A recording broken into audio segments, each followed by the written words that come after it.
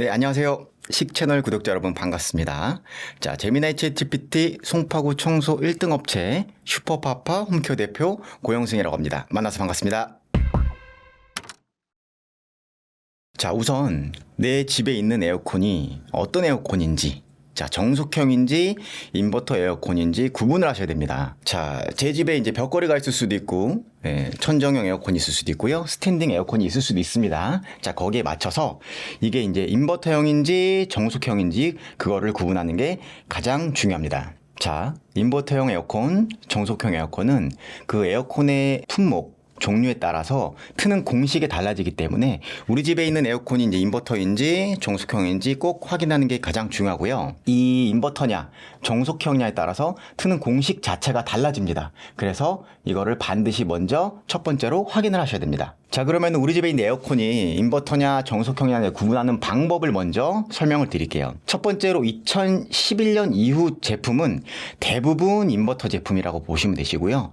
그래도 2011년 이후 제품 중에서 뭐 벽걸이라든지 뭐 천장형이라든지 인버터가 아닌 제품들이 있습니다.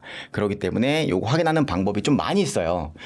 첫 번째는 에어컨에 이제 상표처럼 써 있습니다. 뭐 벽걸이 써 있다든지 아니면 뭐 스탠딩 에어컨에 뭐 인버터 이렇게 써 있다. 혹은 이제 거기에도 안 써 있는 경우에는 이 실외기실로 가서 실외기를 한번 확인해 보면 대부분 쉽게 말하면 좀 자랑하려고 인버터라고 이제 써 있는 경우가 대부분 있습니다. 자, 그러면 이렇게 써 있다라고 하면은 인버터라고 보시면 되시고요. 2011년 이후 제품인데 써 있지 않습니다. 자, 그런 경우에는 에어컨 라벨을 확인하는 겁니다. 자, 라벨을 확인하게 되면은 세분화가 돼 있어요. 처음과 중간, 끝, 정격, 중간, 최소 이렇게 세분화, 세 등분으로 나눠져 있으면 요거는 무조건 인버터 제품. 자, 그렇지 않으면은 정속형 제품이라고 보시면 되십니다. 자, 그런데도 자, 인버터인 제품인데도 이렇게 세분화되어 있지 않는 제품들도 덜어 있습니다. 뭐 시스템 에어컨이 좀 대부분 그런 경우가 있는데요. 자, 그런 경우에는 모델 번호로 확인하는 방법이 있는데 모델 번호가 제조사마다 다 다르고요. 처음에 시작하는 게 어떤 거냐, 몇 번째 숫자가 몇 번이냐 이런 거에 따라 구분이 되는데 사실상 우리 구독자 여러분들은 저희처럼 전문가가 아니지 않습니까? 그렇기 때문에 그렇게 확인하기는 힘들고요. 제가 작년까지만 해도 강의했을 때는 정 모르겠으면 제조사에 전화해서 품번을 불러주고 어떤 제품인지 확인을 해라. 이게 가장 정확하다라고 제가 설명을 했었는데요. 자, 요즘 버전으로 따지면 라벨을 그냥 핸드폰으로 사진을 찍습니다. 품번이 보이게 잘 핸드폰으로 찍고요. 심지어 너무 조그맣게 써 있어서 시력이 좋지 않은 분들은 잘 안 보이는 경우가 있어요. 그러니까 사진을 찍으면 잘 보이기 때문에 사진을 찍어서 챗GPT나 제미나이에게 물어보시면 정말 상세하게 나옵니다. 인버터인지 정속형인지 확인되기 때문에 이렇게 해서 꼭 첫 번째로 인버터형 제품이다, 정속형인 제품이다라는 거를 꼭 확인하셔야 합니다. 자, 그러면은 구분을 할 줄 알았으면 조금 제가 쉽게 설명을 드리겠습니다. 인버터가 어떤 제품이냐, 정속형이 어떤 제품이냐. 자, 예를 들어 설명을 할게요. 제가 사람으로 한번 설명을 한번 드려볼게요. 사람은 본인 스스로 뭐 걷기도 하고 뛰기도 하고 뭐 잠깐 쉬기도 하고 이렇게 자기가 스스로 조율을 할 수가 있습니다. 이런 제품을 이제 인버터라고 보시면 되세요. 실외기가 걷기도 하고 뛰기도 하고 쉬기도 한다. 자, 근데 정속형은 사람으로 따지면 그냥 우사인 볼트입니다. 무조건 전력 질주입니다. 쉬는 게 없어요. 즉 처음부터 끝까지 쭉 전력 질주를 한다 라고 보시면 되세요. 그렇기 때문에 인버터는 아주 쉽게 표현하자면 전기세가 조율을 하기 때문에 적게 나오는 거, 정속형은 그냥 주구장창 달리기만 하기 때문에 전기세가 많이 나오는 제품이다 라고 이제 생각을 하시면 되십니다. 자, 그럼 인버터 제품은 트는 공식이 다릅니다. 자, 첫 번째로 무조건 전력 질주를 합니다. 처음 틀 때 가장 세게 트는 거예요. 온도도 가장 낮게 낮추고 바람 세기도 가장 세게, 이래서 초전력 질주를 하는 겁니다. 자, 그러고 나서 이제 조금 시간이 지나면 뭐 5분이 될 수도 있고요. 뭐 15분이 될 수도 있고 30분이 될 수도 있습니다. 그러고 나서 이제 조금 추워졌다. 그러면은 이제 적정 온도로 조율을 하는 겁니다. 우리 적정 온도가 보통 알고 있는 온도가 24도에서 26도를 알고 있죠. 거기에 맞춰서 24도 틀 수도 있고 조금 저녁에다 조금 날씨가 그렇게 안 덥다라고 하면 26도가 될 수도 있습니다. 이렇게 쭉 스트레이트로 뜰어놓는 방식이 이제 인버터 방식이고요. 정속형은 말 그대로 어찌됐건 저찌됐건 전력 질주하기 때문에 더우면 켜고 추워지면 끄고 이거를 계속적으로 반복을 하는 방법으로 사용을 하는 겁니다. 자, 그러면은 요즘 제품은 거의 대부분 인버터이기 때문에 자, 우리 리모컨을 보시면 버튼이 굉장히 많이 있어요. 많이 있어서 뭐 이것저것 헷갈릴 수도 있는데 정말 중요하기 때문에 여기 이건 LG 제품인데 파워냉방이라고 써 있습니다. 전원 틈과 동시에 파워냉방, 뭐 스피드라고 써 있는 경우도 있고 쿨파워라고 써 있는 경우도 있고요. 뭐 터보 모드 이렇게 써 있는 경우도 있고요. 무조건 전원과 동시에 맥스. 그 다음에 추워졌다. 그러면 내가 셀프로 24도에서 26도로 조율을 해도 되고요. 요즘엔 이제 AI 모드, 뭐 LG는 뭐 절전 모드, 이렇게 기타 등등 조절할 수 있는 모드가 있습니다. 이렇게 최소한의 이제 실외기가 가동할 수 있게 추워졌을 경우에는 이렇게 절전 모드로 눌러서 스트레이트로 쭉 트는 거를 추천드립니다. 자, 인버터 에어컨 트는 공식을 바로 보여드리겠습니다. 자, 전원을 누르시고요.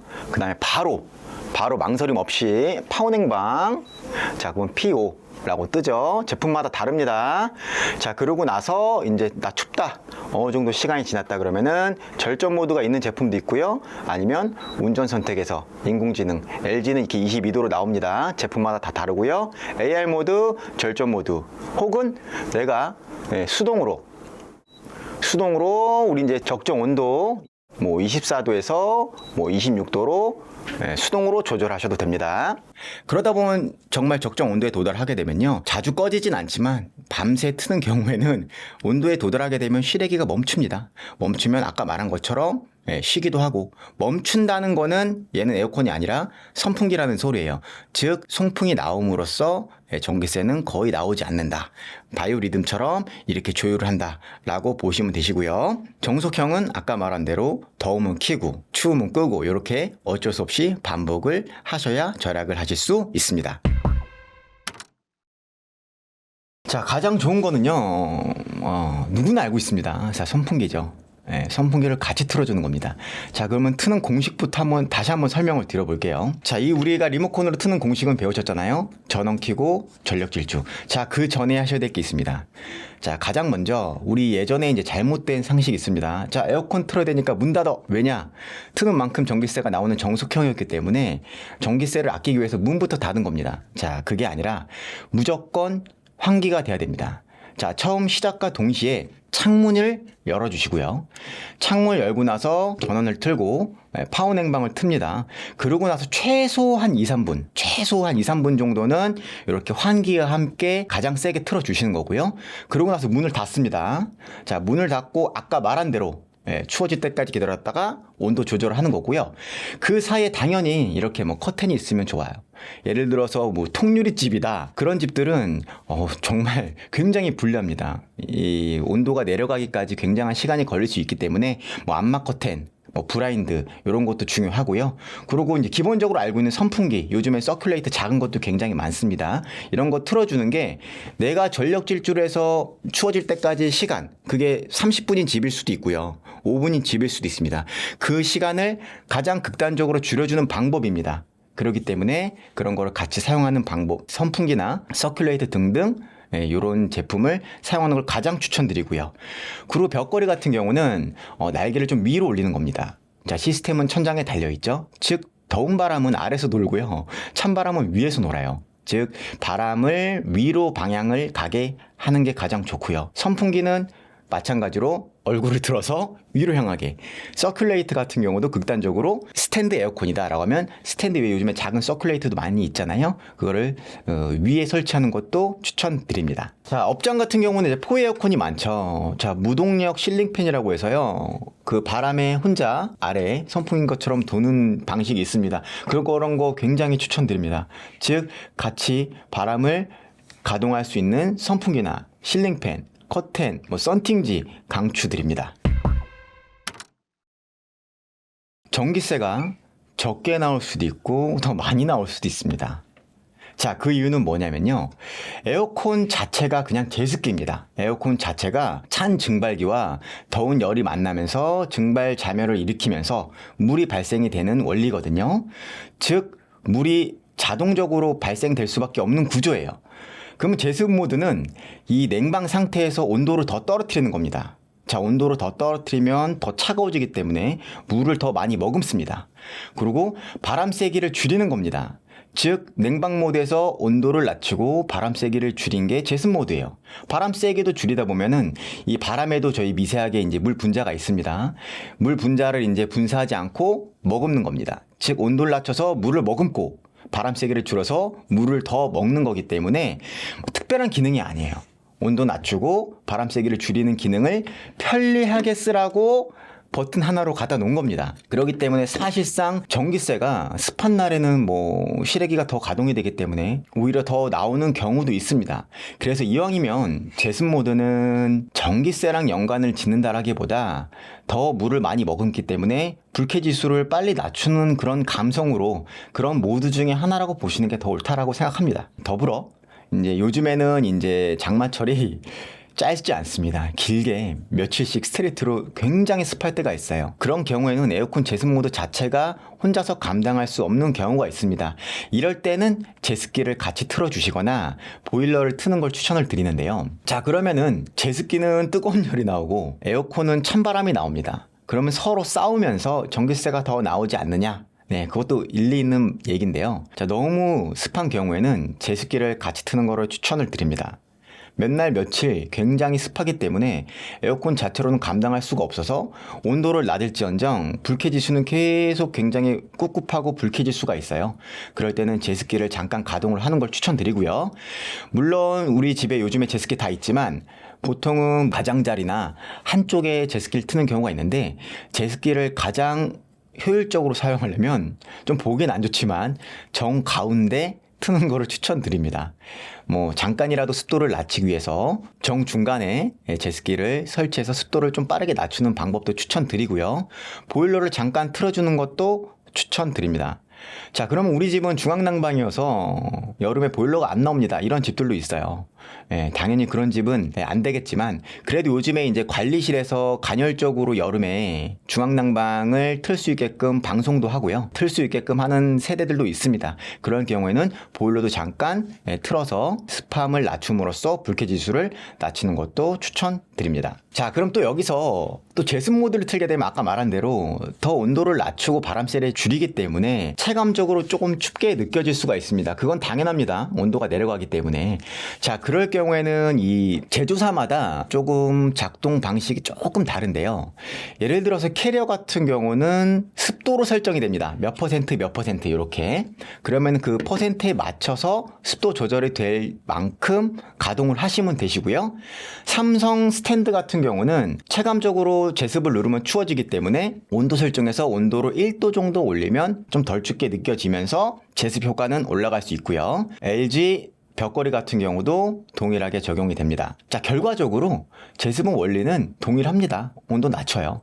추워집니다. 굉장히 습할 때는 제습기나 보일러 같이 트는 걸 추천드립니다. 아까도 말씀드렸다시피 이왕이면 전기세로 연관 짓기는 조금 힘들고 불쾌 지수를 낮출 수 있는 그런 유용한 모드다라고 생각해 주시는 게 조금 더 나을 것 같습니다. 이렇게까지 제가 이제 전기세 절감하는 꿀팁을 알려드렸는데요. 그래도 이런 분들 꼭 계십니다. 저희 예를 들어서 부모님 세대. 요즘 에어컨은 그냥 쭉 틀어놓는 게 전기세 덜 나온다 하는데요. 이래도 그래도 혹시나 한 달 있다 전기세를 폭탄 맞을까봐 계속 끄는 경우가 있습니다. 자, 그럼 극단적으로 제가 설명을 드리도록 하겠습니다. 아까 처음에 제가 세분화되어 있다고 했죠. 제가 삼성을 기준으로 한번 말씀을 드리겠습니다. 자, 전격 1950, 그 다음에 중간 1000, 삼성 스탠드 에어컨 기준이에요. 최소 280. 요렇게 세분화되어 있는 제품으로 예를 들어 설명할게요. 자, 그럼 우리 처음 틀 때는 요렇게 표현하기엔 좀 그렇지만, 자, 수치화로 얘기해보면 처음 틀 때는 그냥 190원이 나간다. 자, 이런 느낌이에요. 그러다가 이제 조금 걷기도 할 때 1000원이 나간다. 그리고 이제 나중에는 최소 전력 쭉 끌어갈 때는 280원이 나간다. 이런 느낌으로 생각하시면 되세요. 이렇게 숫자로 제가 이렇게 보여드리면서 이렇게 임의적으로 설명하면은 쏙 와닿게 느끼시더라고요. 즉, 쭉 틀어놓으시면 280원 나갔는데 계속 껐어요. 그리고 다시 키면 다시 1950원으로 시작합니다. 이렇게 극단적으로 조금 과장을 해서 설명을 드릴 수가 있고요. 그렇기 때문에 우리는 에어컨을 예를 들어서 우리가 외출할 때도 끄지 않는다는 이유가 여기에 있습니다. 1950원이냐, 금액을 일치하지 않지만 280원이냐. 그래서 외출해서 다시 와서 킬 거라면 절대 끄지 않습니다. 그 기준이 삼성전자 기준으로요. 스탠드 30평 기준으로요. 90분이라고 얘기를 하는데 정말 일리가 있고요.